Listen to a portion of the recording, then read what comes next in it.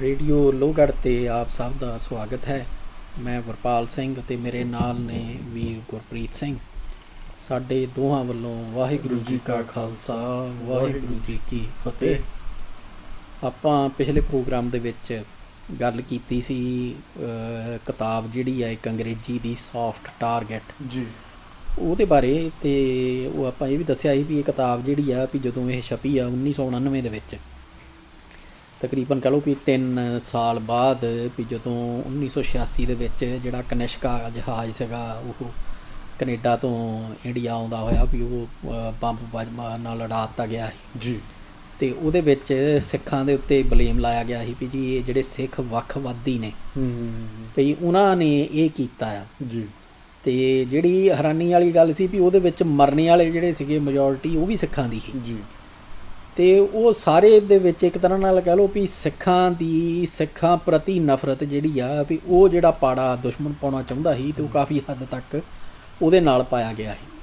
ਔਰ ਜਦੋਂ ਆਪਾਂ ਵੇਖਦੇ ਹਾਂ ਪੰਜਾਬ ਦੇ ਵਿੱਚ, ਦਿੱਲੀ ਦੇ ਵਿੱਚ, ਹੋਰ ਥਾਵਾਂ ਦੇ ਉੱਤੇ ਇਹੋ ਜਿਹੇ ਬਹੁਤ ਕਾਰਨਾਮੇ ਹੋਏ ਵੀ ਕਰਤੂਤਾਂ ਵੀ ਜਿਨ੍ਹਾਂ ਦੀਆਂ ਅੱਜ ਤੱਕ ਕਿਸੇ ਨੂੰ ਨਹੀਂ ਪਤਾ ਵੀ ਕਿਹਨ ਕੀਤੇ, ਵੀ ਜਿੱਦਾਂ ਜਦੋਂ ਬੱਸਾਂ ਦੇ ਵਿੱਚੋਂ ਕੱਢ ਕੇ ਤੇ ਹਿੰਦੂ ਮਾਰੇ ਗਏ ਆ, ਉਹ ਅਜੇ ਤੱਕ ਵੀ ਕਿਸੇ ਨੂੰ ਨਹੀਂ ਪਤਾ ਵੀ ਉਹ ਕਿਹੜੇ ਬੰਦੇ ਸੀ, ਕਿਹੜੀਆਂ ਸੰਸਥਾਵਾਂ ਸੀਗੀਆਂ ਵੀ ਜਿਨ੍ਹਾਂ ਨੇ ਕੀਤਾ ਭਈ। ਅਤੇ ਉਹਦੇ ਵਿੱਚ ਵੀ ਇਹੀ ਸੀਗਾ ਭਈ ਜਿਹੜੀ ਇੱਕ ਸਿੱਖ ਦੀ ਸਰਬੱਤ ਦੇ ਭਲੇ ਦੀ ਬਿਰਤੀ ਆ ਅਤੇ ਇੱਕ ਮੁੱਢ ਜਿਹੜਾ ਆ ਉਹਦੀ ਜ਼ਿੰਦਗੀ ਦਾ, ਉਹਦੇ ਖਿਲਾਫ ਜਦੋਂ ਤੁਸੀਂ ਕੋਈ ਕੰਮ ਕਰਦੇ ਆ ਅਤੇ ਉਹ ਬਦੋ ਬਦੀ ਇਹ ਕੰਮ ਹੋ ਜਾਂਦਾ ਫਿਰ ਵੀ ਉਹਨਾਂ ਬੰਦਿਆਂ ਦੇ ਖਿਲਾਫ ਸਟੈਂਡ ਲੈਣਾ ਪੈਣਾ ਜਿਹੜੇ ਬੰਦਿਆਂ ਨੇ ਇਹ ਕੰਮ ਕੀਤਾ।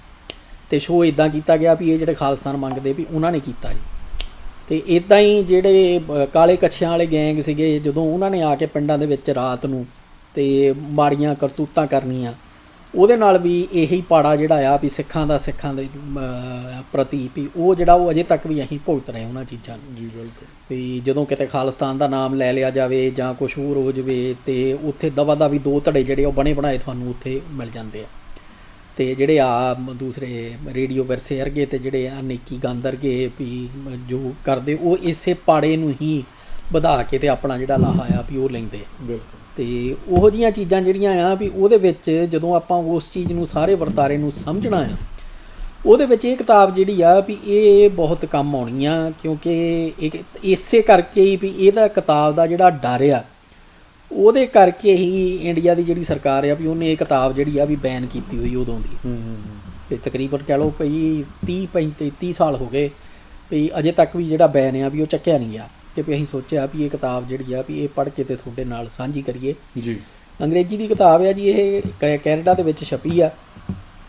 ਜੇਮਸ ਲੋਰੀਮਰ ਐਂਡ ਕੰਪਨੀ ਪਬਲਿਸ਼ਰਸ ਜਿਹੜੇ ਟੋਰਾਂਟੋ ਦੇ, ਵੀ ਉਹਨਾਂ ਨੇ 1999 'ਚ ਛਾਪੀ ਸੀ। 2 ਲਿਖਾਰੀ ਨੇ ਇਹਦੇ, ਜ਼ੁਹੈਰ ਕਸ਼ਮੀਰੀ ਅਤੇ ਬਰਾਇਨ ਮੈਕਐਂਡਰੂ। ਅਤੇ ਉਹ ਹੁਣ ਜਿਹੜੀ ਥੋੜ੍ਹਾ ਜਿਹਾ ਆਈਡੀਆ ਤੁਹਾਨੂੰ ਇੱਥੋਂ ਮਿਲ ਜਾਣਾ ਵੀ ਜ਼ੁਹੈਰ ਕਸ਼ਮੀਰੀ ਕਹਿੰਦਾ ਵੀ ਆਪਣੀ ਜਿਹੜੀ ਡੈਡੀਕੇਸ਼ਨ ਆ ਵੀ ਇਹ ਕਿਤਾਬ ਨੂੰ ਜਿਹੜਾ ਉਹਨੇ ਸਮਰਪਿਤ ਕੀਤਾ ਜੀ। ਉਹਦੇ ਵਿੱਚ ਉਹ ਲਿਖਦਾ ਵੀ to the late Alfred Wilfred Davis or Alfie the gunman, a British Secret Service agent in pre-independent India and a journalist in free India. My first introduction to the world of spies. ਯਾਨੀ ਕਿ ਕੋਈ Alfred Wilfred Davis ਨਾਮ ਦਾ ਬੰਦਾ ਸੀ ਵੀ ਜਿਹੜਾ British secret service ਦੇ ਵਿੱਚ ਕਰਿੰਦਾ ਸੀਗਾ 1947 ਤੋਂ ਪਹਿਲਾਂ। ਅਤੇ ਜਦੋਂ 1947 ਵਾਪਰ ਗਿਆ ਆ, ਉਹ ਤੋਂ ਬਾਅਦ ਫਿਰ ਉਹ ਜਰਨਲਿਸਟ ਬਣ ਕੇ ਅਤੇ ਇੰਡੀਆ ਦੀ ਕਿਸੇ ਅਖਬਾਰ ਦੇ ਵਿੱਚ ਉਹ ਕੰਮ ਕਰਦਾ ਰਿਹਾ। ਅਤੇ ਦੂਜਾ ਜਿਹੜਾ ਇਹਦੇ ਨਾਲ ਲਿਖਾਰੀ ਆ ਬਰਾਇਨ ਮੈਕਐਂਡਰੂ, ਉਹ ਆਪਣਾ ਜਿਹੜਾ ਉਹਦਾ ਅੰਕਲ ਆ ਵੀ ਉਹਨੂੰ ਜਿਹੜਾ ਉਹ ਵੀ ਜਰਨਲਿਸਟ ਸੀਗਾ, ਉਹਨੂੰ ਡੈਡੀਕੇਟ ਕਰ ਰਿਹਾ। ਅਤੇ ਹੁਣ ਅੱਗੇ ਉਹ ਨਕਸ਼ਾ ਦਿੰਦੇ ਨੇ ਭਈ ਇੰਡੀਆ ਦਾ, ਪਾਕਿਸਤਾਨ ਦਾ, ਅਤੇ ਵਿੱਚ ਬਫਰ ਸਟੇਟ ਵਾਂਗ ਖਾਲਿਸਤਾਨ ਬਣਾਇਆ ਵੀ ਕਸ਼ਮੀਰ ਤੋਂ, ਜੰਮੂ ਤੋਂ ਲੈ ਕੇ ਅਤੇ ਇੱਧਰ ਥੱਲੇ ਗੁਜਰਾਤ ਤੱਕ ਵੀ ਇੱਕ ਪੂਰਾ ਜਿਹੜਾ ਹੈਗਾ ਆ ਭਈ ਪਾਕਿਸਤਾਨ ਅਤੇ ਇੰਡੀਆ ਦੇ ਵਿੱਚ ਬਫਰ ਸਟੇਟ ਵਾਂਗ ਜੀ ਭਈ ਉਹ ਬਣਾ ਕੇ ਅਤੇ ਉਹਨਾਂ ਨੇ ਖਾਲਿਸਤਾਨ ਜਿਹੜਾ ਆ ਵੀ ਉਹ ਨਕਸ਼ਾ ਬਣਾਇਆ। ਅਤੇ ਉਹਦਾ ਉਹ ਸੋਰਸ ਇਹ ਦਿੰਦੇ ਨੇ ਵੀ ਇਹ ਜਿਹੜਾ ਨਕਸ਼ਾ ਆ ਇਹ ਅਪਰੂਵਡ ਬਾਏ ਆਲ ਪਾਰਟੀਜ਼ ਸਿੱਖ ਕਾਨਫਰੰਸ ਲੰਡਨ 1981। ਠੀਕ ਹੈ। ਯਾਨੀ ਕਿ ਵੀ 1981 ਦੇ ਵਿੱਚ ਕੋਈ ਕਾਨਫਰੰਸ ਹੋਈ ਸੀ ਲੰਡਨ ਦੇ ਵਿੱਚ, ਉਹਦੇ ਵਿੱਚ ਇਹ ਨਕਸ਼ਾ ਜਿਹੜਾ ਆ ਵੀ ਇਹ ਪਾਸ ਕੀਤਾ ਗਿਆ ਹੈ। ਹੁਣ ਉੱਥੇ ਵੀ ਤੁਹਾਨੂੰ ਇਹ ਗੱਲ ਸਮਝਣੀ ਪੈਣੀ ਆ ਵੀ ਉਹ ਕਿਹੜੇ ਬੰਦੇ ਸੀਗੇ ਜਿਹੜੇ ਕਾਨਫਰੰਸ 'ਚ ਸ਼ਾਮਲ ਹੋਏ। ਬਿਲਕੁਲ। ਅਤੇ ਇੱਕ ਤਾਂ ਜਿਹੜਾ ਉਹਨਾਂ ਦੇ ਵਿੱਚ ਮੈਨੂੰ ਧਿਆਨ ਹੈਗਾ ਵੀ ਜਗਜੀਤ ਸਿੰਘ ਚੌਹਾਨ ਸੀਗਾ, ਤੇ ਉਹਨੇ ਆਪਣੇ ਆਪ ਨੂੰ ਖਾਲਿਸਤਾਨ ਦਾ ਰਾਸ਼ਟਰਪਤੀ ਡਿਕਲੇਅਰ ਕੀਤਾ ਹੋਇਆ ਸੀਗਾ 72-73 ਦਾ ਹੀ 1972-73 ਦਾ ਹੀ, ਜਦੋਂ ਮਤਲਬ ਵੀ ਕਿਤੇ ਪੰਜਾਬ ਦੇ ਵਿੱਚ ਕੋਈ ਮਸਲਾ ਹੀ ਹੈ ਨਹੀਂ ਜੀ। ਸੋ ਇਸ ਕਰਕੇ ਵੀ ਇਹਦੀਆਂ ਜਿਹੜੀਆਂ ਸਾਰਾ ਇਸ਼ੂ ਆ ਵੀ ਇਹਦੀਆਂ ਜੜ੍ਹਾਂ ਜਿਹੜੀਆਂ ਆ ਉਹ ਬਹੁਤ ਦੂਰ ਤੱਕ ਜਾਂਦੀਆਂ ਨੇ। ਸੋ ਇਹਨੂੰ ਸਿਰਫ ਇੱਦਾਂ ਲੈ ਲੈਣਾ ਵੀ ਜਦੋਂ ਜੀ ਵੀ 78 ਦੀ ਵਿਸਾਖੀ ਹੋਈ ਉਹਨਾਂ ਨੇ ਨਿਰੰਕਾਰੀਆਂ ਨੇ ਸਿੱਖ ਮਾਰੇ, ਉਹ ਤੋਂ ਬਾਅਦ ਜਿਹੜਾ ਆ ਵੀ ਉਹ ਪਾੜਾ ਇੰਨਾ ਪੈ ਗਿਆ ਵੀ ਇਹ ਵੀ ਉਹ ਹਥਿਆਰਬੰਦ ਜੰਗ ਸ਼ੁਰੂ ਹੋ ਗਈ ਤੇ ਫਿਰ ਖਾਲਿਸਤਾਨ ਜਿਹੜਾ ਉਹ ਮੰਗਿਆ ਗਿਆ ਜੀ। ਨਹੀਂ ਭਾਈ, ਇਹਦੇ ਪਿੱਛੇ ਬਹੁਤ ਕਹਾਣੀਆਂ ਨੇ। ਜਿਹੜਾ ਜਗਜੀਤ ਸਿੰਘ ਚੌਹਾਨ ਆ ਜਿਹਦੀ ਆਪਾਂ ਗੱਲ ਕੀਤੀ ਵੀ 72-73 ਦੇ ਵਿੱਚ ਉਹਨੇ ਆਪਣੇ ਆਪ ਨੂੰ ਰਾਸ਼ਟਰਪਤੀ ਜਿਹੜਾ ਆ ਖਾਲਿਸਤਾਨ ਦਾ ਉਹ ਡਿਕਲੇਅਰ ਕਰ ਦਿੱਤਾ ਸੀ ਇੰਗਲੈਂਡ ਦੇ ਵਿੱਚ। ਉਹ ਕੁਛ ਸਾਲ ਪਹਿਲਾਂ ਹੀ ਵੀ ਤਕਰੀਬਨ 67-68 ਦੇ ਵਿੱਚ 1967-68 ਦੇ ਵਿੱਚ ਬਾਦਲ ਦੀ ਸਰਕਾਰ ਦੇ ਵਿੱਚ ਖਜ਼ਾਨਾ ਮੰਤਰੀ ਹੁੰਦਾ ਹੈ ਪੰਜਾਬ ਦੇ ਵਿੱਚ, ਜਿਹੜੀ ਬਾਦਲ ਨੇ ਪਹਿਲੀ ਵਾਰੀ ਪੰਜਾਬ ਦੀ ਸਰਕਾਰ ਬਣਾਈ ਆ। ਠੀਕ ਹੈ। ਉਹ 'ਚ ਖਜ਼ਾਨਾ ਮੰਤਰੀ ਹੁੰਦਾ ਸੀ। ਇਹ ਇਸੇ ਕਾਰਨ ਹੀ ਉਹ ਜਦੋਂ ਬਾਦਲ ਦੀ ਸਰਕਾਰ ਸੀ ਨਾ ਉਸ ਵੇਲੇ ਆ ਨਵੀਂ ਸਰਕਾਰ ਜਦੋਂ ਬਣੀ ਆ ਆਪਣਾ ਮੇਰਾ ਖਿਆਲ 97 ਤੋਂ 2004 ਵਾਲੀ ਨਹੀਂ, 2002 ਵਾਲੀ ਨਹੀਂ, ਇਹ ਤੋਂ ਬਾਅਦ ਵਾਲੀ ਜਿਹੜੀ ਬਣੀ ਆ, ਠੀਕ ਹੈ, ਉਦੋਂ ਉਹ ਮਤਲਬ ਵੀ ਉਹ ਇੰਨੇ ਸਾਲ ਤੱਕ ਇੰਡੀਆ ਵੜ ਨਹੀਂ ਸਕਦਾ ਜਗਜੀਤ ਸਿੰਘ ਚੌਹਾਨ ਵੀ, ਕਿਉਂਕਿ ਇੰਡੀਅਨ ਸਰਕਾਰ ਕਹਿੰਦੀ ਸੀ ਵੀ ਇਹ ਤੇ ਵੱਖਵਾਦੀ ਆ ਤੇ ਅੱਤਵਾਦੀ ਆ ਤੇ ਇਹ ਭਾਈ ਇੰਡੀਆ ਨੂੰ ਤੋੜਨਾ ਚਾਹੁੰਦਾ। ਤੇ ਜਦੋਂ ਆਹ ਬਾਦਲ ਦੀ ਸਰਕਾਰ ਬਣ ਗਈ ਆ ਬੀਜੇਪੀ ਦੇ ਸਮਰਥਨ ਦੇ ਨਾਲ, ਜਗਜੀਤ ਸਿੰਘ ਚੌਹਾਨ ਆਪਣੇ ਆਖਰੀ ਸਾਲ ਜਿਹੜੇ ਆ ਉਹ ਪੰਜਾਬ ਦੇ ਵਿੱਚ ਆ ਕੇ ਨਾ ਸਿਰਫ ਗੁਜ਼ਾਰਦਾ ਆ ਬਲਕਿ ਉਹਨੂੰ ਸਰਕਾਰੀ ਹਰ ਤਰ੍ਹਾਂ ਦੀ ਸਹੂਲਤ ਜਿਹੜੀ ਆ ਪੰਜਾਬ ਸਰਕਾਰ ਵੱਲੋਂ ਉਹ ਦਿੱਤੀ ਜਾਂਦੀ ਆ। ਔਰ ਇਹ ਤੋਂ ਵੱਡਾ ਜਿਹੜਾ ਹੋ ਰਿਹਾ ਉਹ ਸੁਣ ਲਓ, ਜਦੋਂ ਉਹ ਮਰਿਆ ਨਾ ਜਗਜੀਤ ਸਿੰਘ ਚੌਹਾਨ ਜੀ ਤੇ ਉਹਨੂੰ ਸਰਕਾਰੀ ਸਨਮਾਨਾਂ ਦੇ ਨਾਲ ਕ੍ਰੀਮੇਟ ਕੀਤਾ ਗਿਆ, ਸਟੇਟ ਆਨਰਸ। ਸੋ ਹੁਣ ਤੁਸੀਂ ਉੱਥੋਂ ਅੰਦਾਜ਼ਾ ਲਾ ਲਓ ਭਈ ਜਿਹੜਾ ਬੰਦਾ 72-73 ਦੇ ਵਿੱਚ ਆਪਣੇ ਆਪ ਨੂੰ ਖਾਲਿਸਤਾਨ ਦਾ ਰਾਸ਼ਟਰਪਤੀ ਡਿਕਲੇਅਰ ਕਰ ਰਿਹਾ ਸੀ, ਉਹਨੂੰ ਸਟੇਟ ਆਨਰ ਕਰ ਲਈ ਦਿੱਤੇ ਜਾ ਰਹੇ ਆ ਵੀ ਜੇ ਇੰਡੀਆ ਦਾ ਜਿਹੜਾ ਹੈਗਾ ਆ ਸਟੈਂਡ ਖਾਲਿਸਤਾਨ ਬਾਰੇ ਵੀ ਜੇ ਉਹੋ ਹੀ ਆ ਜੋ ਇਹ ਦਿਖਾਉਂਦੇ ਆ ਭਈ ਜੀ ਇਹ ਤੇ ਜੀ ਵੱਖਵਾਦੀ ਨੇ, ਇੱਦਾਂ ਨਹੀਂ ਉੱਦਾਂ ਨੇ। ਸੋ ਉਹ ਸਾਰਾ ਕੁਝ ਜਿਹੜਾ ਉਹ ਸਾਡੇ ਵਿਚਾਰਨੇ ਵਾਲਾ। ਹੁਣ ਆਪਾਂ ਆਈਏ ਪ੍ਰੀਫੇਸ ਦੇ ਉੱਤੇ ਵੀ ਜਾਨੀ ਕਿ ਵੀ ਮੁੱਖ ਬੰਦ ਜਿਹੜਾ ਆ ਵੀ ਸ਼ੁਰੂਆਤੀ ਜਿਹੜੇ ਸ਼ਬਦ ਨੇ ਵੀ ਉਹਦੇ ਵਿੱਚ ਉਹ ਇਹ ਲਿਖਦੇ ਆ ਵੀ ਸੌਫਟ ਟਾਰਗੇਟ ਜਿਹੜੀ ਟਰਮ ਆ ਇਹ is an espionage term used to describe a country, institution or group of people that is easy to penetrate and manipulate for subversive purposes। ਯਾਨੀ ਕਿ ਜਿਹੜੀ ਇਹ ਟਰਮ ਆ ਨਾ ਸੌਫਟ ਟਾਰਗੇਟ, ਯਾਨੀ ਕਿ ਵੀ ਸੁਖਾਲਾ ਟਾਰਗੇਟ ਜਿਹੜਾ ਆ ਵੀ ਉਹ ਸੁਖਾਲਾ ਨਿਸ਼ਾਨਾ, ਵੀ ਉਹ ਇੱਕ ਕਹਿ ਲਓ ਵੀ ਜਸੂਸੀ ਦੀ ਟਰਮ ਆ ਇਹ ਵੀ ਇਹ ਸ਼ਬਦ ਜਿਹੜਾ ਆ ਵੀ ਇਹ ਜਸੂਸਾਂ ਵੱਲੋਂ ਵਰਤਿਆ ਜਾਂਦਾ ਵੀ ਉਹਦੇ ਲਈ ਵੀ ਜਿਹੜਾ ਉਹ ਕਹਿੰਦੇ ਆ ਵੀ ਇਹ ਤਾਂ ਬੜਾ ਸੌਖਾ ਜਿਹਾ ਟਾਰਗੇਟ ਆ, ਇਹਨੂੰ ਹਾਸਲ ਕਰਨਾ ਬਹੁਤ ਸੌਖਾ ਤੇ ਉਹ ਕਹਿੰਦੇ ਵੀ ਉਹਨਾਂ ਲਈ ਵਰਤੀ ਜਾਂਦੀ ਆ ਵੀ ਉਸ ਕੌਮ ਲਈ, ਉਸ ਕਿਸੇ ਅਦਾਰੇ ਲਈ ਵੀ ਜਿਹਦੇ ਵਿੱਚ ਵੜ ਕੇ ਤੇ ਉਹਨੂੰ ਕਠਪੁਤਲੀ ਵਾਂਗ ਨਚਾਉਣਾ ਬਹੁਤ ਸੌਖਾ ਸਮਝਿਆ ਜਾਂਦਾ, soft target. We like to think of this book as a non-fiction spy thriller। ਉਹ ਕਹਿੰਦੇ ਵੀ ਅਸੀਂ ਇਸ ਕਿਤਾਬ ਨੂੰ ਵੀ ਇੱਕ ਤਰ੍ਹਾਂ ਦਾ ਕਹਿ ਲਓ ਵੀ ਜਿੱਦਾਂ ਨਾ ਨਾਵਲਕਾਰੀ ਹੁੰਦੀ ਆ ਵੀ ਨਾਵਲਕਾਰੀ ਵਜੋਂ ਜਸੂਸੀ ਨਾਵਲ ਵਜੋਂ ਲੈਂਦੇ ਆ, ਪਰ ਜਿਹੜਾ ਨੌਨ ਫਿਕਸ਼ਨ ਆ ਯਾਨੀ ਕਿ ਇਮੈਜਨਰੀ ਨਿਗਾ ਭਈ ਕਹਿ ਲਓ ਭਈ ਕਾਰਡ ਨਹੀਂ ਗੀ ਕਿਸੇ ਦੇ ਦਿਮਾਗ ਦੀ ਭਈ ਸੱਚੀ ਕਹਾਣੀ ਆ। So it has all the bloodletting drama and intrigue of a spy tale, ਯਾਨੀ ਕਿ ਜੋ ਵੀ ਜਸੂਸੀ ਕਹਾਣੀਆਂ ਦੇ ਵਿੱਚ ਜਸੂਸੀ ਨਾਵਲਾਂ ਦੇ ਵਿੱਚ ਹੁੰਦਾ ਉਹ ਸਾਰਾ ਕੁਛ ਇਹਦੇ ਵਿੱਚ ਹੈਗਾ, but it is also a true story. ਪਰ ਇਹ ਕਹਾਣੀ ਜਿਹੜੀ ਆ ਵੀ ਇਹ ਸੱਚੀ ਆ। ਸੋ ਉਹ ਚੀਜ਼ ਜਿਹੜੀ ਆ ਵੀ ਉਹਨੂੰ ਸਮਝ ਕੇ ਚੱਲੋ। ਹੁਣ our purpose in writing this book is to make people aware of the grave injustice suffered by a group of new Canadians, the Sikhs। ਉਹ ਕਹਿੰਦਾ ਹੈ ਵੀ ਜਿਹੜੇ ਲਿਖਾਰੀ ਆ ਉਹ ਇਹ ਕਹਿ ਰਹੇ ਆ ਵੀ ਸਾਡਾ ਇਹ ਕਿਤਾਬ ਲਿਖਣ ਪਿੱਛੇ ਮਕਸਦ ਇਹ ਆ ਭਈ ਲੁਕਾਈ ਨੂੰ ਇਸ ਚੀਜ਼ ਬਾਰੇ ਚੇਤੰਨ ਕੀਤਾ ਜਾ ਸਕੇ ਵੀ ਇੱਕ ਜਿਹੜਾ ਨਵੇਂ ਕੈਨੇਡੀਅਨਸ ਦਾ ਗਰੁੱਪ ਆ ਸਿੱਖਾਂ ਜਿਹੜੇ ਨਵੇਂ ਕੈਨੇਡਾ 'ਚ ਸੈਟਲ ਹੋਏ ਆ ਉਹਨਾਂ ਨਾਲ ਕਿੱਡਾ ਵੱਡਾ ਧੱਕਾ ਕੀਤਾ ਗਿਆ ਆ, ਬੇਇਨਸਾਫੀ ਹੋਈ ਆ। For several years, India has been engaged in a devious and ruthless operation to manipulate and destabilize Canada's Sikh population।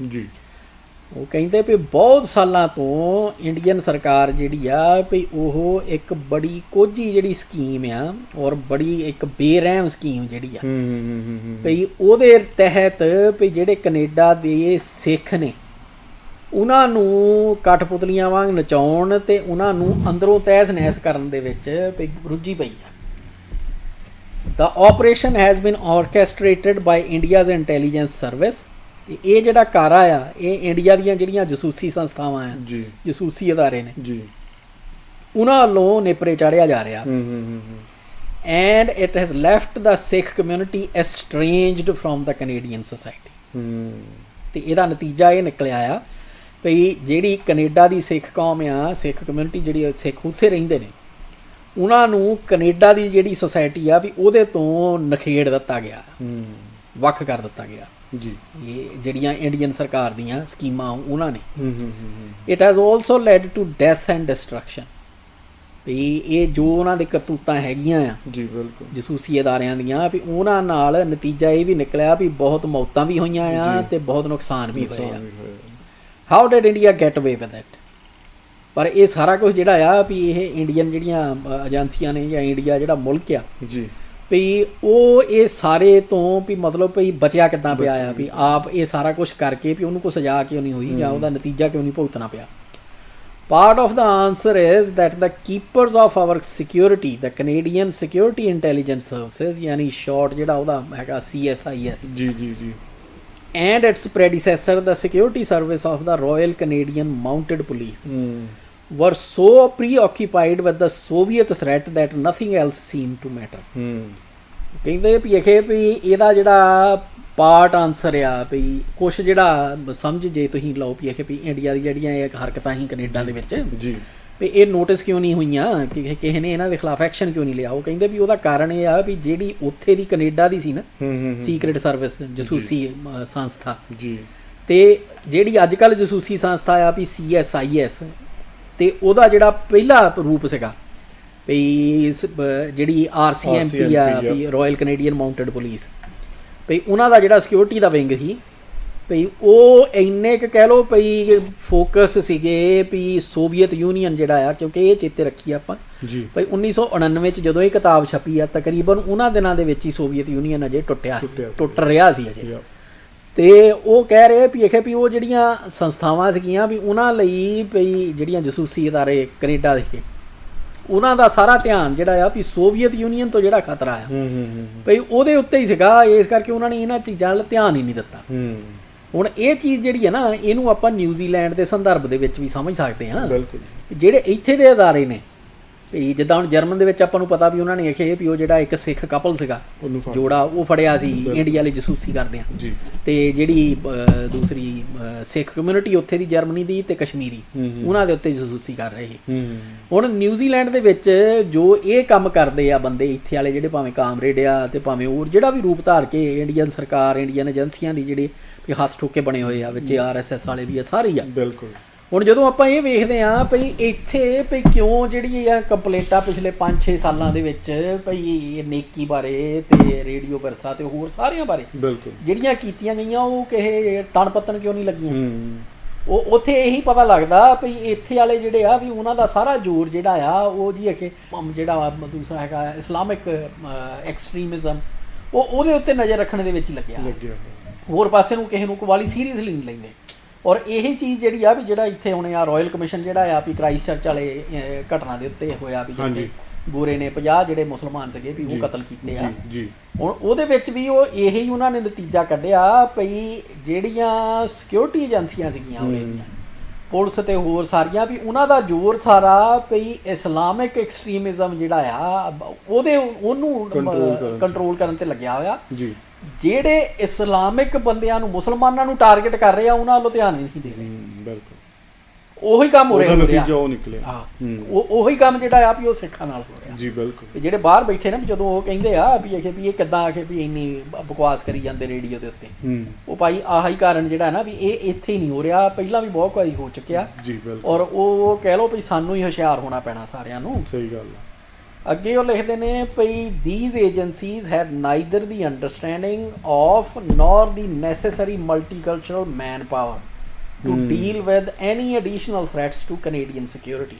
ਠੀਕ ਹੈ। ਯਾਨੀ ਕਿ ਜਿਹੜੀਆਂ ਏਜੰਸੀਆਂ ਸੀਗੀਆਂ ਇਹਨਾਂ ਕੋਲੇ ਨਾ ਤੇ ਵੀ ਜਿਹੜੇ ਪੰਜਾਬੀ ਮੂਲ ਦੇ ਜਾਂ ਇੰਡੀਅਨ ਮੂਲ ਦੇ ਜਿਹੜੇ ਸੀਗੇ ਕੋਈ ਡਾਈਵਰਸ ਜਿਹੜੇ ਵੀ ਲੈਂਗੁਏਜ ਸਮਝਣੇ ਵਾਲੇ ਤੇ ਹੋਰ ਕੋਈ ਉਹਨਾਂ ਦੇ ਕੋਲੇ ਕਰਿੰਦੇ ਸੀਗੇ, ਕੋਈ EMPLOYE ਸੀਗੇ ਜੀ ਤੇ ਨਾ ਇਹਨਾਂ ਨੂੰ ਸਮਝ ਸੀਗੀ ਵੀ ਉਹ ਨਾ ਉਹ ਇਹੋ ਜਿਹੇ ਬੰਦੇ ਸੀ ਤੇ ਜਿਹੜੇ ਇਹਨਾਂ ਨੂੰ ਉਹ ਜਿਹੜੇ ਹੋਰ ਖਤਰੇ ਸੀਗੇ ਬਿਲਕੁਲ ਕੈਨੇਡੀਅਨ ਸੋਸਾਇਟੀ ਨੂੰ, ਸਮਾਜ ਨੂੰ, ਹੂੰ ਹੋਰ ਪਾਸਿਆਂ ਤੋਂ ਵੀ ਉਹ ਚੰਗੀ ਤਰ੍ਹਾਂ ਉਹਨਾਂ ਦੇ ਖਾਨੇ 'ਚ ਪਾ ਸਕਦੇ। ਜੀ To its credit, CSIS eventually woke up just before the tragic Air India bombing that left 329 people, mostly Canadians, dead in June 1985.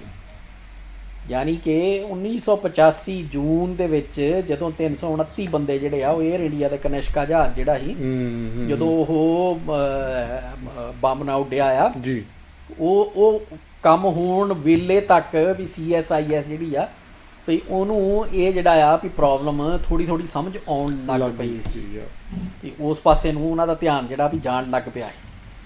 It chased the culprits right to the Indian embassy and consulates.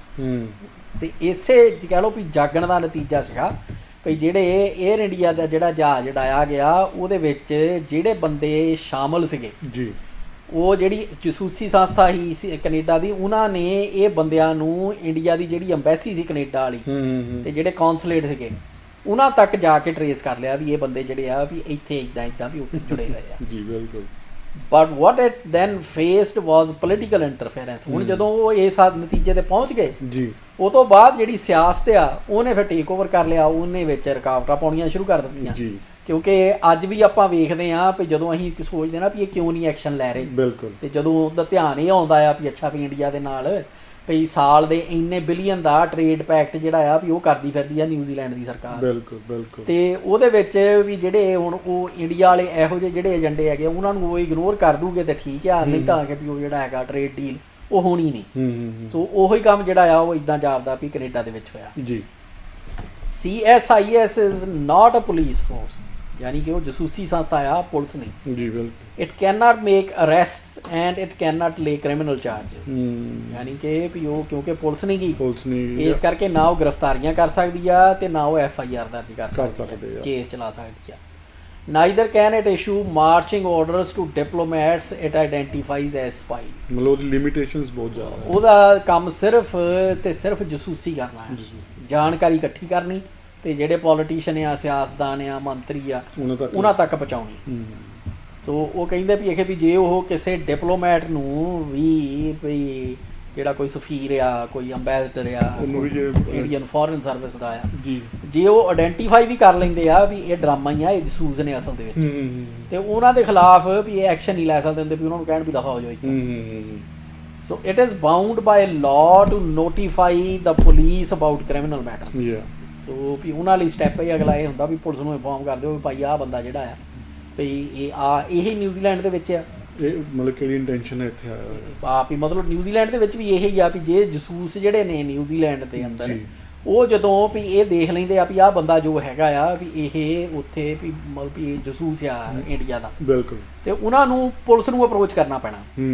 ਹੁਣ police ਦੇ ਵਿੱਚ ਆਪਾਂ ਵੇਖਿਆ ਆ ਵੀ ਅੰਦਰ ਤੱਕ ਉਹਨਾਂ ਨੇ ਘੁਸਪੈਠ ਕੀਤੀ ਹੈ। ਬਿਲਕੁਲ ਜੀ ਬਿਲਕੁਲ। ਉਹ ਭਾਵੇਂ ਨਿਊਜ਼ੀਲੈਂਡ ਦਾ ਪੁਲਿਸ ਹੈੱਡਕੁਆਟਰ ਆ ਤੇ ਭਾਵੇਂ ਇੱਥੇ ਜਿੱਥੇ ਰੇਡੀਓ ਚੱਲਦਾ ਉੱਥੇ ਦਾ ਲੋਕਲ ਥਾਣੇ ਆ ਜੀ, ਤੇ ਉਹ ਆਪਾਂ ਉਹਦੇ ਬਾਰੇ ਵੀ ਆਪਾਂ ਕਿਸੇ ਟਾਈਮ ਵਿਚਾਰ ਕਰਾਂਗੇ। ਅਜੇ ਆਪਾਂ ਲਿਹਾਜ਼ ਕਰ ਰਹੇ ਹਾਂ ਵੀ ਹੌਲੀ ਹੌਲੀ ਕਰਕੇ ਅਸੀਂ ਜਿਹੜੇ ਪੁਲਿਸ ਅਫਸਰ ਆ ਵੀ ਜਿਹੜੇ ਇਨਵੋਲਵ ਹੈਗੇ ਆ ਤੇ ਜਿਨ੍ਹਾਂ ਨੇ ਇਹ ਸਾਰਾ ਕੁਝ ਜਿਹੜਾ ਇੰਨੇ ਸਾਲਾਂ ਤੱਕ ਇਗਨੋਰ ਕੀਤਾ ਆ, ਵੀ ਉਹਨਾਂ ਦੇ ਵੀ ਨਾਂ ਲਵਾਂਗੇ ਭਾਈ ਵੀ ਜੇ ਤੁਸੀਂ ਇਹ ਕਹਿ ਕੇ ਆਪਣਾ ਖਹਿੜਾ ਛਡਾ ਲੈਂਦੇ ਆ ਵੀ ਫਰੀਡਮ ਆਫ ਸਪੀਚ ਆ, ਤੇ ਫਿਰ ਇਹੀ ਫਰੀਡਮ ਆਫ ਸਪੀਚ ਸਾਡੇ ਕੋਲੇ ਵੀ ਹੈਗਾ ਆ ਤੇ ਇਹ ਤੁਹਾਡੇ ਤੇ ਵੀ ਲੱਗਣਾ ਹੈ। ਬਿਲਕੁਲ।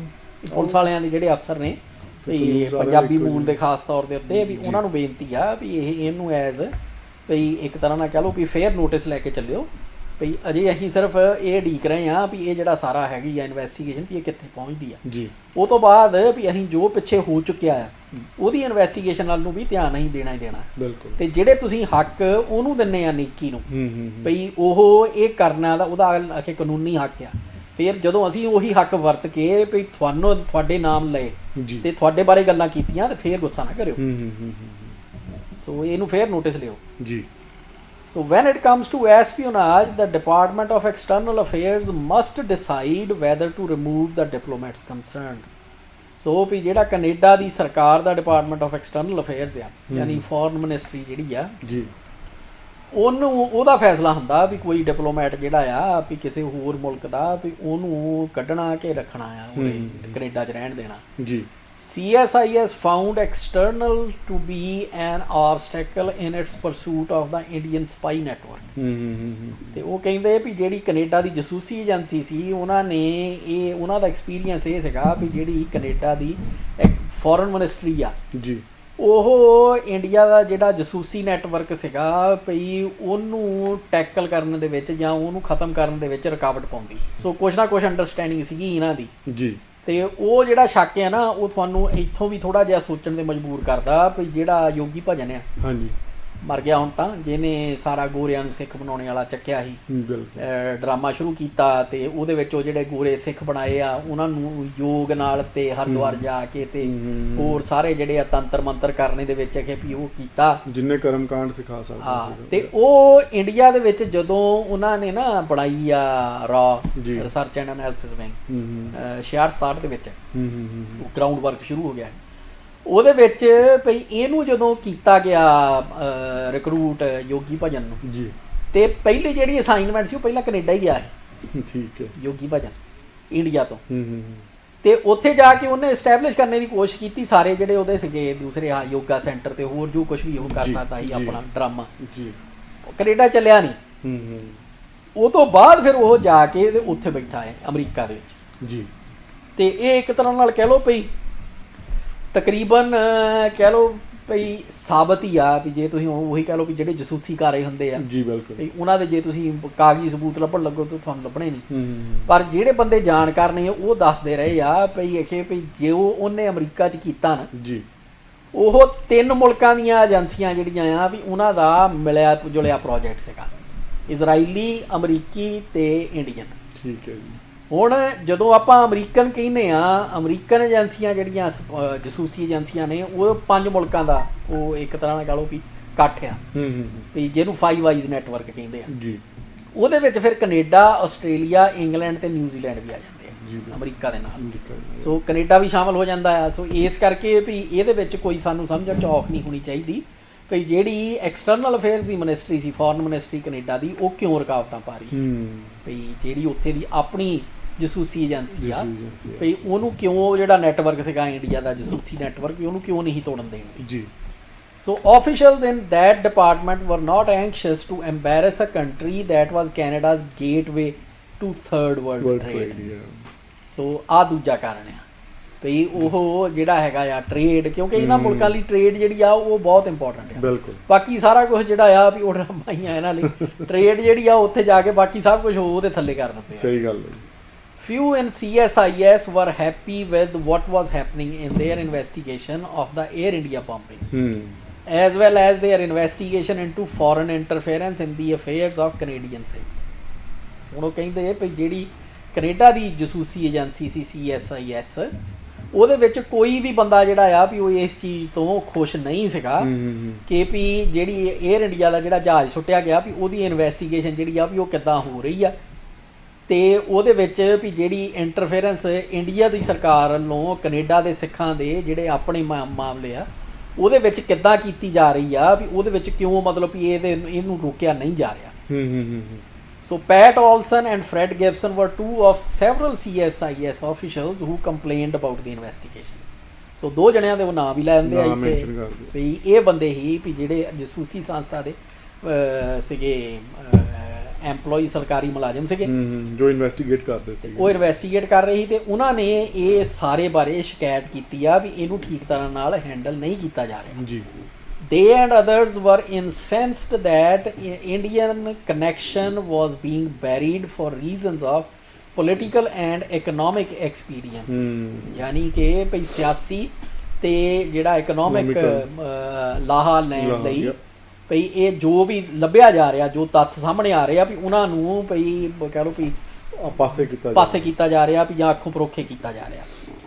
Similarly angry were some members of the Metro Toronto Police Intelligence Branch and the RCMP. ਯਾਨੀ ਕਿ ਜਿਹੜੇ ਟੋਰਾਂਟੋ ਇਲਾਕਾ ਜਿਹੜਾ ਆ ਉੱਥੇ ਦਾ ਵੱਡਾ ਸ਼ਹਿਰ ਆ ਵੀ ਉੱਥੇ ਦੀ ਜਿਹੜੀ ਪੁਲਿਸ ਇੰਟੈਲੀਜੈਂਸ ਦੀ ਬ੍ਰਾਂਚ ਸੀ ਤੇ ਜਿਹੜੀ ਰਾਇਲ ਕੈਨੇਡੀਅਨ ਮਾਊਂਟਡ ਪੁਲਿਸ ਆ ਉਹ ਇੱਕ ਤਰ੍ਹਾਂ ਨਾਲ ਕਹਿ ਲਓ ਵੀ ਉੱਥੇ ਦੀ ਜਿਹੜੀ ਟੌਪ ਦੀ ਪੁਲਿਸ ਸਮਝੀ ਜਾਂਦੀ ਆ ਜੀ ਕੈਨੇਡਾ ਦੀ ਭਈ ਉਹ ਦੋਵਾਂ ਦੇ ਵਿੱਚ ਵੀ ਬੜੇ ਵੀ ਅਫਸਰ ਸੀਗੇ ਵੀ ਜਿਹੜੇ ਇਸ ਚੀਜ਼ ਤੋਂ ਖੁਸ਼ ਨਹੀਂ leads provided by such people led to the writing of soft target. So ਹੁਣ ਉਹ ਦੱਸ ਰਿਹਾ ਭਈ ਕਿੱਥੋਂ ਸਾਨੂੰ ਇਨਫੋਰਮੇਸ਼ਨ ਮਿਲੀ ਆ ਭਈ ਇਹ ਪੁਲਿਸ ਦੇ RCMP ਦੇ ਤੇ CSIS ਜਿਹੜੀ ਜਸੂਸੀ ਏਜੰਸੀ ਆ ਵੀ ਉਹਦੇ ਅੰਦਰ ਬੰਦੇ ਬੈਠੇ ਆ ਵੀ ਜਿਨ੍ਹਾਂ ਨੇ ਸਾਨੂੰ ਇਹ ਸਭ ਕੁਝ ਦੱਸਿਆ ਆ ਤੇ ਅਸੀਂ ਉਹਦੇ ਬਾਰੇ ਜਿਹੜੀ ਆ ਵੀ ਇਹ ਜਾਣਕਾਰੀ ਸਾਰੀ ਜਿਹੜੀ ਆ ਵੀ ਉਹ ਦੇ ਰਹੇ ਹਾਂ ਜੀ ਬਿਲਕੁਲ। ਤੇ ਦੋ ਪੈਰੇ ਨੇ ਜੀ ਹੁਣ ਵੀ ਇੱਕ ਤੇ ਆ ਵੀ the names Peter Wilson and Fred Gibson are pseudonyms, ਯਾਨੀ ਕਿ ਵੀ ਉਹ ਉਹਨਾਂ ਨੇ ਬਣਾਉਟੀ ਨਾਂ ਜਿਹੜੇ ਆ ਵੀ ਉਹ ਦਿੱਤੇ ਵੀ ਤਾਂ ਕਿ ਅਸਲ ਆਇਡੈਂਟੀਟੀ ਜਿਹੜੀ ਆ ਭਈ ਉਹ ਲੁਕੋ ਕੇ ਰੱਖੀ ਜਾ ਸਕੇ ਵੀ ਨਹੀਂ ਤਾਂ ਉਹਨਾਂ ਨੂੰ ਜਿਹੜਾ ਆਫੀਸ਼ੀਅਲ ਸੀਕ੍ਰੇਟਸ ਐਕਟ ਹਰੇਕ ਥਾਂ ਦੇ ਉੱਤੇ ਮੁਲਕ 'ਚ ਲੱਗਿਆ ਹੋਇਆ ਬਿਲਕੁਲ ਭਈ ਉਹਦੇ ਥੱਲੇ ਉਹਨਾਂ ਦੇ ਉੱਤੇ ਐਕਸ਼ਨ ਹੋਊਗਾ ਨਹੀਂ ਤਾਂ। We would like to thank them and other people who volunteered information and whose identities have also been concealed for their courage and forthrightness। ਤੇ ਉਹੀ ਗੱਲ ਵੀ ਕਿਉਂਕਿ ਇਹ ਮਸਲੇ ਇੱਦਾਂ ਦੇ ਹੁੰਦੇ ਆ ਵੀ ਜਿਹੜੇ ਅੰਦਰੋਂ ਜਾਣਕਾਰੀ ਦਿੱਤੀ ਆ ਵੀ ਜੇ ਤੁਸੀਂ ਉਹਦਾ ਨਾਂ ਪਬਲਿਕ ਕਰ ਦਿਓ ਜੀ ਹੁਣ ਸਰਕਾਰ ਨਾਲ ਆਡਾ ਲੈਣਾ ਸੌਖਾ ਨਹੀਂ ਹੁੰਦਾ, ਉਹਨਾਂ ਨੇ ਇਹ ਕਹਿ ਲਓ ਵੀ ਇੱਦਾਂ ਦੀ ਉਹਦੀ ਐਗਜ਼ਾਮਪਲ ਬਣਾਉਣੀ ਆ ਬਿਲਕੁਲ ਭਈ ਗਾਂ ਤੋਂ ਕੋਈ ਵੀ ਜਿਹੜਾ ਆ ਉਹ ਸਰਕਾਰ ਦੇ ਜਿਹੜੇ ਅੰਦਰ ਦੇ ਭੇਤ ਆ ਵੀ ਉਹ ਕਿਸੇ ਨੂੰ ਦੱਸਣ ਦੀ ਹਿੰਮਤ ਨਾ ਕਰ ਸਕੇ ਜੀ ਬਿਲਕੁਲ। ਸੋ ਇਸ ਕਰਕੇ ਉਹ ਕਹਿੰਦੇ ਵੀ ਅਸੀਂ ਉਹਨਾਂ ਦੀ ਜਿਹੜੀ ਆਇਡੈਂਟੀਟੀ ਆ ਵੀ ਉਹ ਲੁਕੋ ਲਈ ਆ। The authors also gratefully acknowledge the assistance of the following people: Gul Kashmiri, Shamil and Shireen, Sarwar Kashmiri, Nancy McAndrew and Kelly, ਇਹ ਉਹਨਾਂ ਦੇ ਆਪਣੇ ਪਰਿਵਾਰ ਦੇ ਤੇ ਦੋਸਤ ਮਿੱਤਰ ਨੇ ਤੇ ਜਿਹੜੇ ਇੱਕ ਅਖਬਾਰ 'ਚ ਕੰਮ ਕਰਦੇ ਨੇ ਜੀ ਉਹਨਾਂ ਦੇ ਵੀ ਉਹਨਾਂ ਨੇ ਨਾਮ ਲੈ ਤੇ ਵੀ ਗਲੋਬ ਐਂਡ ਮੇਲ ਤੇ ਟੋਰਾਂਟੋ ਸਟਾਰ। ਤੇ ਫਰਵਰੀ 1999 ਦੀ ਇਹ ਜਿਹੜੀ ਆ ਵੀ ਇਹ ਮੁੱਖ ਬੰਦ ਉਹਨਾਂ ਨੇ ਲਿਖਿਆ ਤੇ ਇੱਥੋਂ ਹੁਣ ਤੁਸੀਂ ਅੰਦਾਜ਼ਾ ਲਾ ਲਓ ਜੀ ਤੇ ਇਹ ਸਿਰਫ ਛੋਟਾ ਜਿਹਾ ਮੁੱਖ ਬੰਦ ਆ 1-2 ਪੰਨਿਆਂ ਦਾ ਬਿਲਕੁਲ। ਤੇ ਇਹਦੇ ਵਿੱਚ ਹੀ ਉਹਨਾਂ ਨੇ ਦੇਖ ਲਓ ਵੀ ਕੀ ਭੂਮਿਕਾ ਜਿਹੜੀ ਆ ਵੀ ਉਹ ਬੰਦ ਦਿੱਤੀ ਆ। ਮੇਰਾ ਖਿਆਲ ਅਗਲੇ ਪ੍ਰੋਗਰਾਮ ਦੇ ਵਿੱਚ ਆਪਾਂ ਜਿਹੜੀ ਇੰਟਰੋਡਕਸ਼ਨ ਹੈ ਇਹਦੀ ਵੀ ਉਹਨੂੰ ਸ਼ੁਰੂ ਕਰਾਂਗੇ ਜੀ। ਪਰ ਸਾਡੇ ਲਈ ਜਿਹੜੀ ਇਹ ਕਿਤਾਬ ਪੜ੍ਹਨੀ ਤਾਂ ਕਰਕੇ ਜ਼ਰੂਰੀ ਆ ਵੀ ਅਸੀਂ ਉਹੋ ਹੀ ਕੰਮ ਜਿਹੜਾ ਆ ਉਹ ਇੱਥੇ ਨਿਊਜ਼ੀਲੈਂਡ ਦੇ ਵਿੱਚ ਹੁੰਦਾ ਜਿਹੜਾ ਇਸ ਵੇਲੇ ਬਿਲਕੁਲ ਉਹ ਵੇਖ ਰਹੇ ਆ ਵੀ ਕਿਉਂ ਪਿਛਲੇ 6 ਸਾਲਾਂ ਤੋਂ ਵੀ ਜਿਹੜੀਆਂ ਸ਼ਿਕਾਇਤਾਂ ਹੋਈਆਂ ਜਿਹੜੇ ਇੱਕ ਤਰ੍ਹਾਂ ਨਾਲ ਕਹਿ ਲਓ ਵੀ ਪੁਲਿਸ ਅਫਸਰ ਇੱਥੇ ਬੈਠੇ ਹੋਏ ਪੰਜਾਬੀ ਜਾਣਦੇ ਤੇ ਉਹਨਾਂ ਨੂੰ ਵੀ ਜੋ ਰੇਡੀਓ ਦੇ ਉੱਤੇ ਬਕਵਾਸ ਕੀਤੀ ਜਾਂਦੀ ਰਹੀ ਆ, ਜੋ ਧਮਕੀਆਂ ਦਿੱਤੀਆਂ ਜਾਂਦੀਆਂ ਰਹੀਆਂ, ਜੋ ਵਰਬਲ ਵਾਇਲੈਂਸ ਜਿਹੜੀ ਆ ਉਹ ਕੀਤੀ ਜਾਂਦੀ ਰਹੀ ਆ ਜੀ ਭਈ ਉਹ ਕਿਉਂ ਨਹੀਂ ਦੇਖੀ ਬਿਲਕੁਲ।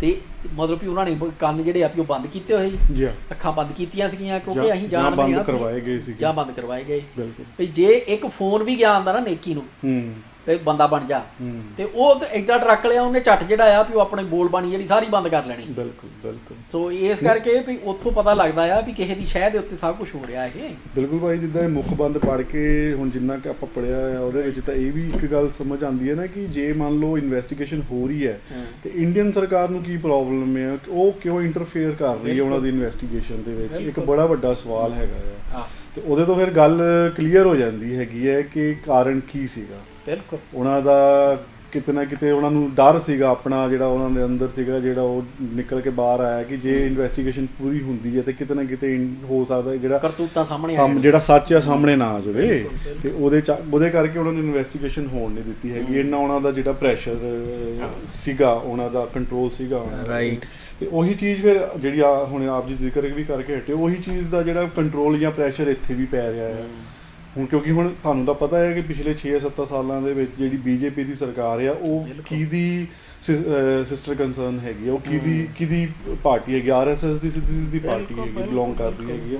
ਜਿਹੜੀ RSS ਦੀ ਸੋਚ ਆ ਉਹ ਉਹਨੂੰ ਲੈ ਕੇ ਤੁਰੀ ਹੋਈ ਹੈ ਕਿ ਕਿੱਦਾਂ ਆਪਾਂ ਹਿੰਦੂਇਜ਼ਮ ਨੂੰ ਜਾਂ ਜਿਹੜੇ ਵੀ ਤਰੀਕੇ ਨਾਲ ਉਹ ਆਪਣਾ ਸੋਚਦੇ ਹੈਗੇ ਆ ਤੇ ਉਹੀ ਉਹਨਾਂ ਨੇ ਆਪਣੇ ਵਿੰਗਸ ਸਾਰੀ ਜਗ੍ਹਾ ਬਣਾਏ ਹੋਏ ਆ। ਤਦੀ ਆਪਾਂ ਇਹਨਾਂ ਨੂੰ ਅਪਗ੍ਰੇਡਾਂ ਨੂੰ RSS ਦਾ ਵਿੰਗ ਕਹਿੰਦੇ ਜਾਂ ਉਹਨਾਂ ਦੇ ਹੱਥੋਂ ਹੀ ਕਹਿੰਦੇ ਆ ਕਿਉਂਕਿ ਜਿਹੜੀ ਸੋਚ ਉਹ ਲੈ ਕੇ ਤੁਰੇ ਆ ਉਸੇ ਹੀ ਸੋਚ ਦਾ ਇਹ ਪ੍ਰਚਾਰ ਕਰ ਰਹੇ ਹੈਗੇ ਸਿੱਖ ਲੋਕ। ਕਿਹਾ ਹੀ ਆ ਵੀ ਉਹ ਜਿਹੜਾ ਦਇਆਨੰਦ ਨੇ ਜੋ ਕੀਤਾ ਹੈਗਾ 125 ਸਾਲ ਪਹਿਲਾਂ ਹੁਣ ਅੱਜ ਇਹ ਖੱਪਗ੍ਰੇਡ ਕਰ ਰਹੇ ਨੇ ਤੇ ਜਿਹੜਾ ਫਿਰ ਇਹਦੇ ਵਿੱਚ ਜਿਹੜਾ ਹੁਣ ਜਦੋਂ ਇਹਨਾਂ ਵੱਲੋਂ ਖਾਸ ਕਰ ਸਿੱਖਾਂ ਨੂੰ ਟਾਰਗੇਟ ਕੀਤਾ ਜਾਂਦਾ ਹੈ, ਹੇਟ ਸਪੀਚਸ ਕੀਤੀਆਂ ਜਾਂਦੀਆਂ ਹੈ ਸਾਡੇ ਗੁਰੂ ਸਾਹਿਬਾਨ ਪ੍ਰਤੀ, ਵੂਮੈਨਸ ਪ੍ਰਤੀ, ਬੱਚਿਆਂ ਪ੍ਰਤੀ, ਹੈ ਨਾ, ਸਿੱਖ ਪਰਸਨੈਲਿਟੀਜ਼ ਪ੍ਰਤੀ, ਤੇ ਫਿਰ ਉੱਥੇ ਫਿਰ ਇੱਕ ਵੱਡਾ ਸਵਾਲ ਇੱਥੇ ਇੱਥੇ ਵੀ ਲੱਗਦਾ ਹੈ ਕਿ ਫਿਰ ਪੁਲਿਸ ਐਕਸ਼ਨ ਕਿਉਂ ਨਹੀਂ ਲੈ ਰਹੀ। ਪੁਲਿਸ ਇਸ ਗੱਲ ਦੀ ਜਵਾਬਦੇਹੀ ਦੇਵੇ ਸਾਨੂੰ ਸਾਰਿਆਂ ਨੂੰ ਕਿ ਜਿਹੜੇ ਵੀ ਸਿੱਖ ਨਿਊਜ਼ੀਲੈਂਡ ਸਪੈਸ਼ਲੀ ਰਹਿ ਰਹੇ ਆ ਜਾਂ ਵਰਲਡ ਵਾਈਡ ਸਿੱਖ ਹੈਗੇ ਉਹ ਉੱਥੇ ਨਿਊਜ਼ੀਲੈਂਡ ਦੀ ਪੁਲਿਸ ਸਾਰਿਆਂ ਨੂੰ ਜਵਾਬ ਦੇਵੇ ਕਿ ਉਹ ਇਸ ਬੰਦੇ ਦੇ ਖਿਲਾਫ ਉਹਨੇ ਐਕਸ਼ਨ ਕਿਉਂ ਨਹੀਂ ਲਿਆ ਜਦੋਂ ਉਹਦੀ ਸ਼ਿਕਾਇਤਾਂ ਹੋ ਰਹੀਆਂ ਸੀਗੀਆਂ, ਸਾਰਾ ਕੁਝ ਹੋ ਰਿਹਾ ਸੀਗਾ। ਜੀ ਬਿਲਕੁਲ। ਸੋ ਜਿਹੜਾ ਡਰਾਮਾ ਚੱਲ ਰਿਹਾ ਨਾ ਡੇਵਿਡ ਹੈਂਡੀ ਦਾ ਜਿਹੜਾ ਹੈ ਕਮੈਂਟ ਆ ਤੇ ਜਿਹੜੀਆਂ ਅੰਗਰੇਜ਼ੀ 'ਚ ਪੋਸਟਾਂ ਪੈ ਰਹੀਆਂ ਜੀ ਆ ਬਿਲਕੁਲ ਤੇ ਜਿਹੜਾ ਇਹ ਕਿਹਾ ਜਾ ਰਿਹਾ ਆ ਵੀ ਆਖੇ ਵੀ ਧਰਮ ਤਾਂ ਕੁਛ ਵੀ ਨਹੀਂਗਾ ਤੇ ਸਾਰਾ ਭਾਈ ਵੀ ਇੱਕ ਤਰ੍ਹਾਂ ਨਾਲ ਇਮਾਨਦਾਰ ਹੋ ਕੇ ਜੀ ਇੱਕ ਪਾਸੇ ਹੋਵੋ ਬਿਲਕੁਲ ਬਈ ਜਾਂ ਤੁਸੀਂ ਧਰਮ ਨੂੰ ਮੰਨਦੇ ਆ ਜਾਂ ਤੁਸੀਂ ਧਰਮ ਨੂੰ ਨਹੀਂ ਮੰਨਦੇ। ਨਹੀਂ ਮੰਨਦੇ ਯਾਰ ਕਾਮਰੇਡ ਕਮ ਸੇ ਕਮ ਇੰਨੀ ਕੁ ਤੇ ਹਿੰਮਤ ਰੱਖਦੇ ਆ, ਬਿਲਕੁਲ ਉਹ ਕਹਿ ਦਿੰਦੇ ਆ ਵੀ ਅਸੀਂ ਨਹੀਂ ਧਰਮ ਨੂੰ ਮੰਨਦੇ, ਅਸੀਂ ਤਾਂ ਧਰਮ ਨੂੰ ਅਫੀਮ ਮੰਨਦੇ ਆ, ਉੱਥੇ ਗੱਲ ਖਤਮ। ਉਹਨਾਂ ਨਾਲ ਅਸੀਂ ਧਰਮ ਜਿਹੜਾ ਆ ਵੀ ਕਦੀ ਡਿਸਕਸ ਹੀ ਨਹੀਂ ਕਰੀਦਾ। ਯਾਰ ਨਹੀਂ ਤੁਸੀਂ ਇੰਨੇ ਅਪਗ੍ਰੇਡ ਬਣਦੇ ਇੰਨੇ ਦਲੇਰ ਬਣਦੇ ਆ ਤੇ ਤੁਹਾਡੇ 'ਚ ਏਡੀ ਵੀ ਹਿੰਮਤ ਨਹੀਂ ਕਿ ਇੱਕ ਪਾਸਾ ਤੁਸੀਂ ਕਲੀਅਰ ਕਰ ਸਕੋ। ਬਿਲਕੁਲ ਤੁਸੀਂ ਗੋਲ ਮੋਲ ਜੀ ਉੱਥੇ ਬਹਿ ਕੇ ਸਟੇਟਮੈਂਟਾਂ ਦੇਣ ਲੱਗ ਜਾਂਦੇ ਗੰਗਾ ਗਏ ਗੰਗਾ ਰਾਮ, ਜਮਨਾ ਗਏ ਜਮਨਾ ਦਾਸ। ਵਾਲਾ ਉਹ ਡਰਾਮਾ ਜਿਹੜਾ ਬੇਈਮਾਨੀਆਂ ਜਿਹੜੀਆਂ ਆ ਵੀ ਉਹ ਤੁਹਾਡਾ ਕੰਮ ਆ ਜੀ ਬਿਲਕੁਲ। ਸੋ ਇਹ ਸਾਰਾ ਕੁਝ ਜਿਹੜਾ ਆ ਵੀ ਇਹ ਆਪਾਂ ਨੂੰ ਕੱਲਾ ਕੱਲਾ ਨੁਕਤਾ ਜਿਹੜਾ ਇਹ ਵਿਚਾਰਨਾ ਪੈਣਾ ਆ ਤੇ ਆਪਾਂ ਹਾਂਜੀ ਇਹ ਜਿਹੜਾ ਆ ਵੀ ਇਹ ਵਿਚਾਰ ਕੇ ਤੇ ਗਾਂਹ ਜਿਹੜਾ ਆ ਵੀ ਇਹ ਸਾਰੀ ਜਿਹੜੀ ਪਿਕਚਰ ਆ ਇਹਨੂੰ ਕਲੀਅਰ ਕਰੀਏ ਜੀ ਬਿਲਕੁਲ। ਤੇ ਜਿਹੜੀ ਆ ਕਿਤਾਬ ਇਹ ਹੈਗੀ ਆ ਵੀ ਇਹਨੂੰ ਆਪਾਂ ਇਦਾਂ ਹੀ ਪੜ੍ਹ ਕੇ ਤੇ ਜਿਹੜਾ ਜੋ ਕੁਝ ਹੋ ਚੁੱਕਿਆ ਪਹਿਲਾਂ ਜੀ ਉਹ ਤੋਂ ਸੇਧ ਲਈਏ ਵੀ ਇਹ ਜੋ ਕੁਝ ਸਾਡੇ ਨਾਲ ਇੱਥੇ ਨਿਊਜ਼ੀਲੈਂਡ 'ਚ ਹੋ ਰਿਹਾ ਜੀ ਬਿਲਕੁਲ, ਇਹ ਸਾਰੀ ਕੌਮ ਨੂੰ ਅਫੈਕਟ ਕਰ ਰਿਹਾ ਪੂਰੀ ਦੁਨੀਆ ਦੇ ਵਿੱਚ। ਜੀ ਬਿਲਕੁਲ। ਇਹੀ ਕੰਮ ਕੈਨੇਡਾ ਦੇ ਵਿੱਚ ਪਹਿਲਾਂ ਵੀ ਕਰ ਚੁੱਕੀ ਆ ਸਰਕਾਰ ਇੰਡੀਆ ਦੀ। ਜੀ ਜੀ ਜੀ ਤੇ ਉਹਨੇ ਜੋ ਸਾਡਾ ਨੁਕਸਾਨ ਕੀਤਾ ਆ ਨਹੀਂ ਇਹ ਸਹੀ ਗੱਲ ਹੈ, ਸਹੀ ਗੱਲ ਹੈ। ਸਾਰਾ ਕੁਝ ਸਾਨੂੰ ਸਮਝਣ ਦੀ ਲੋੜ ਹੈ ਭਾਜੀ, ਕਿੱਦਾਂ ਸਾਡੇ ਨਾਲ ਪਾਸਟ 'ਚ ਕੀ ਕੁਝ ਹੋਇਆ ਆ, ਉਸ ਇਤਿਹਾਸ ਤੋਂ ਆਪਾਂ ਸੇਧ ਲੈ ਕੇ ਅੱਜ ਦੇ ਆਪਣੇ ਪ੍ਰੈਜ਼ੈਂਟ ਨੂੰ ਅਸੀਂ ਸਵਾਰ ਸਕਦੇ ਹਾਂ। ਤੇ ਦੂਜਾ ਤਾਂ ਮੈਂ ਇਹ ਵੀ ਸੋਚਦਾ ਸੀਗਾ ਹੁਣ ਜਿੱਦਾਂ ਇਹ ਲੱਗੇ ਸਾਰੇ ਇੰਗਲਿਸ਼ 'ਚ ਪੋਸਟਾਂ ਪਾਉਣ ਤੇ ਮੈਂ ਤਾਂ ਇਹ ਵੀ ਆਸ ਰੱਖਦਾ ਆ ਕਿ ਗਾਂ ਹੁਣ ਇਹ ਪ੍ਰੋਗਰਾਮ ਵੀ ਸ਼ਾਇਦ ਇੰਗਲਿਸ਼ 'ਚ ਕਰਿਆ ਕਰਨ ਤਾਂ ਕਿ ਸਾਨੂੰ ਸਾਰਿਆਂ ਨੂੰ ਸਮਝ ਲੱਗੇ। ਇੱਥੇ ਦੀ ਕਮਿਊਨਿਟੀ ਨੂੰ ਇੱਥੇ ਦੀ ਕਮਿਊਨਿਟੀ 'ਚ ਵੀ ਬਹੁਤ ਖਲਾਰਾ ਪਿਆ। ਨਹੀਂ ਬਿਲਕੁਲ, ਇਹਨਾਂ ਨੂੰ ਚਾਹੀਦਾ ਵੀ ਇੱਕ ਪ੍ਰੋਗਰਾਮ ਅੰਗਰੇਜ਼ੀ 'ਚ ਕਰਨ ਜੀ ਤਾਂ ਕਿ ਭਈ ਅਸੀਂ ਇਹ ਸ਼ੋਅ ਕਰ ਸਕੀਏ ਵੀ ਭਾਈ ਆਹ ਦੇਖੋ ਵੀ ਆਹ ਅੰਗਰੇਜ਼ੀ ਦੇ ਪ੍ਰੋਗਰਾਮ ਦੀ ਲੈਂਗੁਏਜ ਵੇਖਿਓ ਬਿਲਕੁਲ ਤੇ ਆਹ ਜੋ ਪੰਜਾਬੀ 'ਚ ਬਕਵਾਸ ਹੋ ਰਹੀ ਆ ਉਹ ਲੈਂਗੁਏਜ ਵੇਖਿਓ, ਉਹਨਾਂ ਦੋਵਾਂ ਦਾ ਫਰਕ ਦੇਖਿਓ ਵੀ ਇਹ ਫਰਕ ਕਿਉਂ ਆ। ਬਿਲਕੁਲ ਫੇਰ ਪਤਾ ਲੱਗੂਗਾ। ਮਤਲਬ ਉੱਥੋਂ ਇਹਨਾਂ ਦੀ ਬੇਈਮਾਨੀ ਨਿਕਲ ਕੇ ਬਾਹਰ ਆ ਜਾਣੀ ਹੈ ਨਾ ਕਿ ਅਸੀਂ ਆਸ ਕਰਦੇ ਹਾਂ, ਬੇਨਤੀ ਵੀ ਕਰਦੇ ਹਾਂ ਕਿ ਭਾਈ ਕਰੋ ਜਰਾ ਇੰਗਲਿਸ਼ 'ਚ ਪ੍ਰੋਗਰਾਮ। ਬਿਲਕੁਲ ਕਰੋ। ਹੁਣ ਤੁਹਾਨੂੰ ਇੰਗਲਿਸ਼ ਚੇਤੇ ਆ ਰਹੀ, ਇੰਗਲਿਸ਼ 'ਚ ਪੋਸਟਾਂ ਪੈ ਰਹੀਆਂ, ਅਬ ਇਹ ਭੁੱਲਣ ਨਾ ਦਿਓ ਹੁਣ ਅੰਗਰੇਜ਼ੀ ਚੇਤੇ ਰੱਖਿਓ। ਤੇ ਬਸ ਇਸੇ ਹੀ ਬੇਨਤੀ ਨਾਲ ਅੱਜ ਦੇ ਅਸੀਂ ਆਪਣੇ ਪ੍ਰੋਗਰਾਮ ਨੂੰ ਸਮਾਪਤ ਕਰਦੇ ਹਾਂ ਤੇ ਅਗਲੇ ਹਫ਼ਤੇ ਫਿਰ ਇਸੇ ਤਰ੍ਹਾਂ ਇਸੇ ਕਿਤਾਬ ਨੂੰ ਕੰਟੀਨਿਊ ਰੱਖਾਂਗੇ। ਸਾਡੇ ਦੋਹਾਂ ਵੱਲੋਂ ਵਾਹਿਗੁਰੂ ਜੀ ਕਾ ਖਾਲਸਾ, ਵਾਹਿਗੁਰੂ ਜੀ ਕੀ ਫਤਿਹ।